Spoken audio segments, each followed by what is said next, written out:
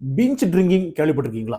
நம்மில் பல பேருக்கு இருக்கிற புரியாத புதிர் இந்த பிஞ்ச் ட்ரிங்கிங். இந்த பிஞ்ச் ட்ரிங்கிங்னால வாழ்க்கைய தொலைச்சவங்க பல பேர். பிஞ்ச் ட்ரிங்கிங்னா என்ன?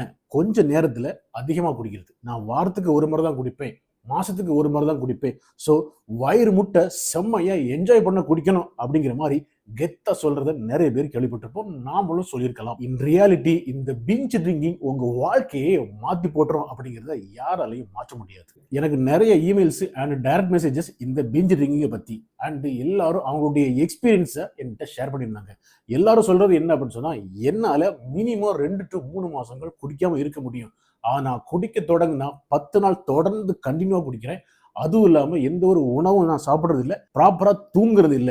கடைசியில என்னால எழும்பி நிக்க கூட தெம்பு இல்லாம என்னைய ஹாஸ்பிட்டல்ல கொண்டு சேர்க்கிறாங்க.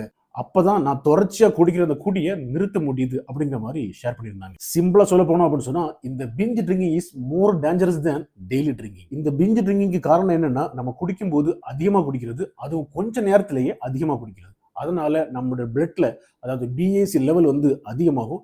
அதே டைம்ல நம்மளுடைய மூளையில டோபமைன் அளவு வந்து சுரக்கும். அதனால பிளஷர் போதையின் உச்சம். தொடர்ந்து நம்ம மூளைக்கு அந்த ஒரு பிளஷர் கொடுக்கணும் அப்படிங்கிறதுக்கான தேவையான டோபமைன் தேவைப்படுது. அதனால அதிகமான குடி.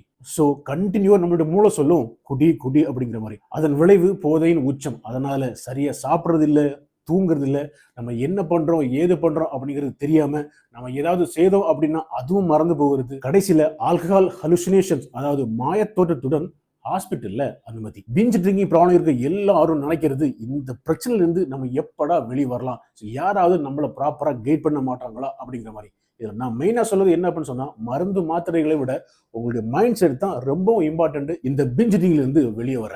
இதற்கு நிரந்தர தீர்வு வேணும் அப்படின்னு சொன்னா உளவியல் ரீதியான ஒரு வழிகாட்டுதல் தேவை. அது மட்டும் இல்லாம உங்களின் நலன் விரும்பி உங்க மனைவியா இருக்கலாம், பெற்றோரா இருக்கலாம், நண்பரா இருக்கலாம், அவங்களுடைய உதவி கண்டிப்பா தேவை. அது மட்டும் இல்லாம நாம குடிக்கிறதுனால நமக்கு என்ன ஆகுது அப்படிங்கிற ஒரு சரியான புரிதலும் நமக்கு தேவை.